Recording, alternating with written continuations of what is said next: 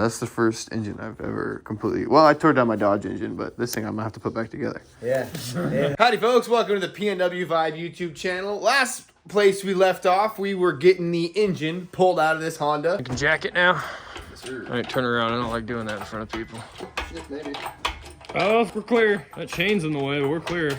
We had it dangling on on that thing right there, on that engine hoist. So at this point, we're going to start taking this thing apart and get it prepped and ready to go for the machine shop. So if you're following along with these videos, this would be the process for getting it ready for a rebuild or getting it ready to send it off to a machine shop. So let's get started taking this thing apart.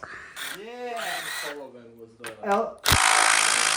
The Milwaukee. LMA. Okay. Yep. Yeah, dude. Put that back on. What the fuck we got going on here? I thought I heard a little. There's some gasket right here, like a liquid gasket right here. So maybe I'll just give it a little pry. Oh, there she Oh, goes. There she goes. Just a little I love pry. this fella. Beautiful. Yeah. Off she comes. Let's get the timing cover off.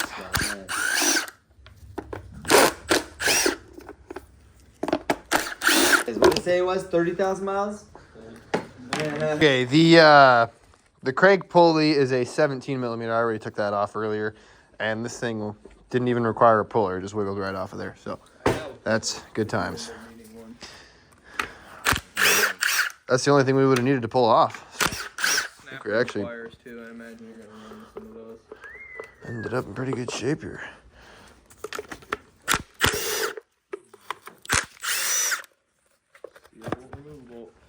Oh, yeah. I see, I take. And when I take, I see. Do I need to have this thing in time when I take it off? Are the valves going to make contact with the piston if I don't? So we want to have up right here on the sprocket for the cam facing up. And then we want to have this timing mark right here, this little notch on the crankshaft sprocket pointing at this little, where is it? That little arrow right there. So if you get it lined up with the arrow right here and that's facing down, then you want to go around one more time. So that's what we're going to do.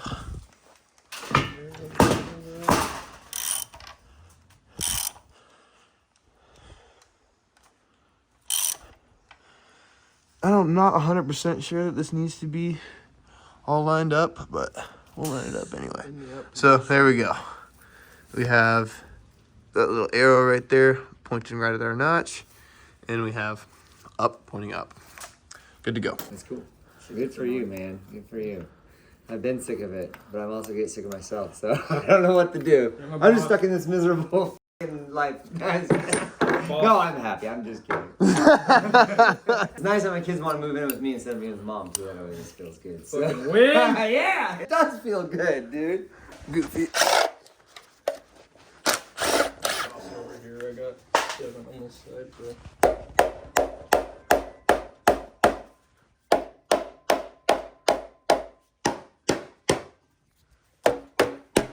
There she goes. Stuck on the pickup. There you go. Not too bad. I knew, like, getting around it was familiar. I didn't know exactly where to pull over, you know.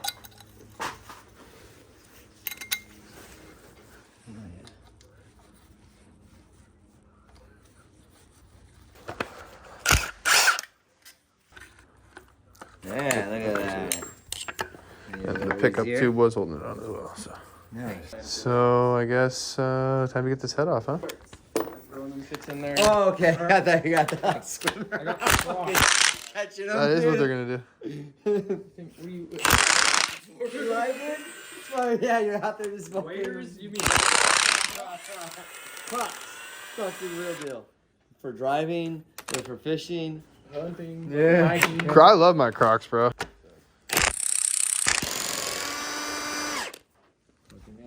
Should be there to it. Oh, that's attached to the... There's a bracket holding this bearing on right here. Yeah, but this is the cam. It's attached to the head, so this should just come right off. Yeah, you see these sleeves? See what I'm saying? It kind of just floats around on the top. Interesting, man. What the freak? And then the coolant just runs all just around the entire thing off. Very interesting.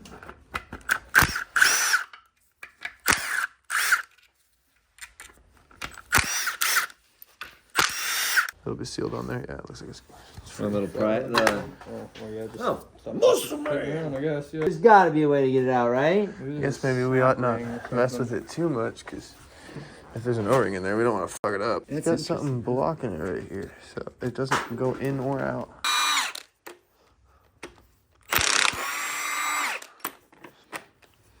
Do you have any sucky pads or like absorby pads?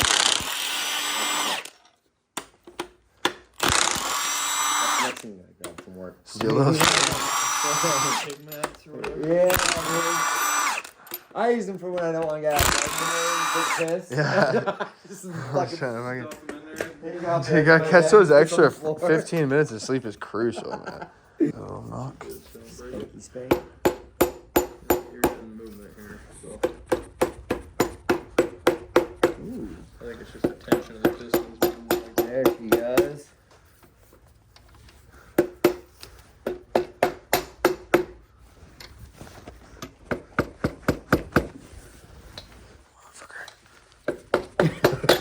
My right finger of this. here, go ahead, hit it. And then pop, pop, That might just be a 4-cylinder thing. yeah.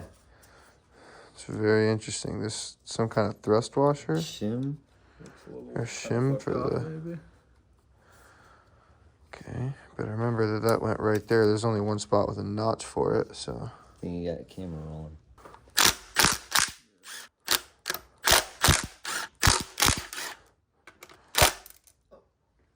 You got a little magnet? Love it. Yeah, I do. I got one right here. Ta-da. You want it on there a little bit? Yeah. Let me separate. Thrust washer.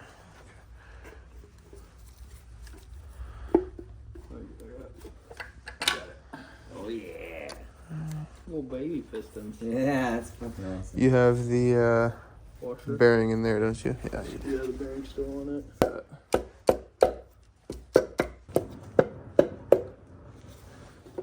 So facing away from the flywheel. And we have an M6 from their flywheels reference.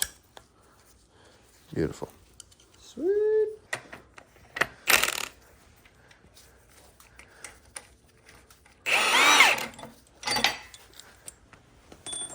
All right, we're pulling the last two out. You ready? Mm-hmm. Nope. Here we go. And it's all you guys. Alright.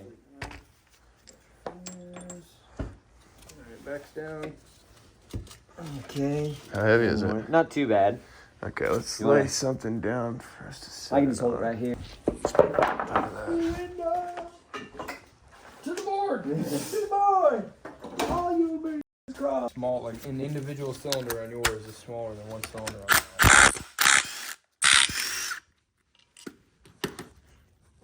Alright, flywheel off. That Looking thing is right? not Yeah, like yeah. All the RVs on the way back, you know? on I'm Foster. going. That's how it works. I reckon. And that oil is like basically oil bearing. It's crazy. One's like 9.3 and one's like 9.4. That's the first engine I've ever completely. Well, I tore down my Dodge engine, but this thing I'm gonna have to put back together. Yeah. Yeah. All right, so tomorrow I'm gonna give the machine shop a call and I'm gonna ask them exactly how they want this thing set up, and then we'll bring them all the parts separately, and I'll let you guys know exactly how they want it so that you guys can get your parts all ready for the machine shop, because they want everything a certain way, and I think they want the girdle because this is how they use it. This is how they set it up in their equipment. But other than that, we're done with the disassembly. Machine shop. Hey, is this Keith? Yes. Hey, Keith. I talked to you a little earlier about the D16. Oh yeah. I kicked it off work a little early today. I'm just gonna go ahead and bring it by to you today if that works. What's your definition of a little earlier? Just today, like now, I can bring it by. Come on over here. I'm just letting you know I'm probably busy, so we'll be interrupted about 13 times. But it's okay. That's alrighty. Just wanted to make sure. How do you want that engine? You want the girdle and the bolts and the crank and everything? What all do you want? Yes. The connecting rods. Well, you're going to get new rods. Yes, sir. So yeah, basically just the girdle and the crank. and whatever it takes to hold the girdle on. Got it. Okay. Alrighty. I'll see you in a bit. Okay, thanks. Bye. Bye. All right, guys. So I spent a little time trying to go back and forth with a couple different machine shops to try to find the right one. Ideally, one that had a little bit of experience doing the build that I'm going after, which is, by now, I'm going to go ahead and reveal it. I'm going to try and do a Vitara build, which I'll explain a little bit more in depth. Just wanted to show you guys, this is how he said he wants the engine. So he wants the girdle for the crankshaft, because that's how he's going to hold this whole setup in his machine. I don't know exactly what all that means, but essentially he needs this and the bolts that go along with it, as well as obviously the block, which is going to be what all the work's going to be done on, as well as the crank. This thing is surprisingly light for an engine block, but it is a 1.6 liter 4-cylinder, so it ain't going to be super heavy. And we'll grab this crank. Crank's almost as heavy as the block. Wanted to look over this engine one last time before I run it over to the machine shop. I'm glad I did, because I forgot a couple studs here. Now these machinists really like it when you take all the bolts out. I'm glad I noticed that, because that would have been embarrassing. A good way to take these studs out is to just take 2 nuts and tighten them against each other like that, and then you can back the whole thing out typically. So just like that, and then the stud starts coming out. You just gotta tighten them against each other to give you something to pull the stud out with. Don't ever try doing it with like channel locks or something like that. You see those sitting right here? Those are for something else. If they start spinning both the nuts, just tap on it with a hammer a couple times. Tap on the whole setup with a hammer, and then usually that'll break it all free. So I'm gonna get these pulled out, and then we'll run on down to the machine shop. All of the Hondas and Integras around here are a pretty good sign that we came to the right place. Let's go, baby. Alrighty, folks, so where we last left off, I was dropping the engine off at the machine shop. It's been about a week and a half since then, and I got a nice little box of shiny new parts right here behind me to prove it. So step 1 is pull the engine out. We've already done that. Step 2 is disassemble the engine and get it ready for the machine shop. But what exactly are they doing at the machine shop? The first step that they wanted to do was hot dip my engine, get it all nice and cleaned up so that they can inspect it and make sure that the thing is even a usable engine. They're gonna be checking to see if the cylinder sleeves have already been bored over, if there's any room left for them to bore it up even more, or if it's just OEM and we can go 20 thou over and just basically start from there. So they're checking all that stuff, checking to make sure there's no cracks and all that stuff. And after your machinist evaluates everything, they're going to call you back and they're going to let you know what all you need to buy as far as parts goes. Now, in my case, they took 10 thou off of the crank and they took 20 thou out of each of the cylinder bores. So our pistons are 20 thou oversized, and our new bearings are 10 thou oversized because our crankshaft is 10 thou undersized. So we got to make up that difference in the metal. Then they're going to match each piston, the exact measurement, whatever factory flaws the pistons have on their bore.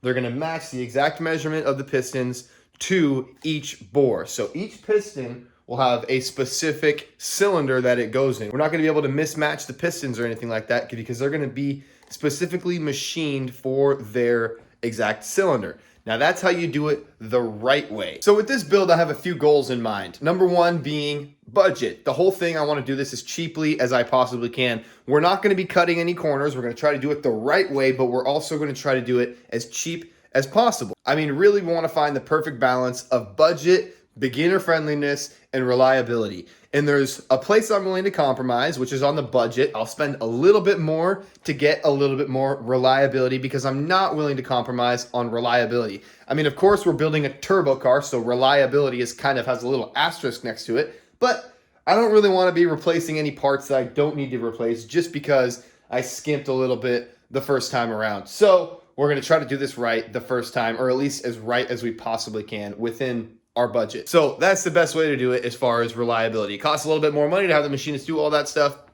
versus just slapping everything back together with the new parts and, skipping all the machine work altogether. But really, it's not a step that you want to skip. So we're getting all the machine work done. Next thing I want to mention real quick is these rods. Now, the biggest thing about the Vitara build is the rods and pistons. So we got them, ladies and gentlemen. Let's take a look at these things real quick. Just have a quick little look-see at these. So first we have our nice new, and these are way thicker than the OEM rod cap bolts. And then we have our shiny new H-beam rod. I'm gonna go ahead and open one of these up. Here we go.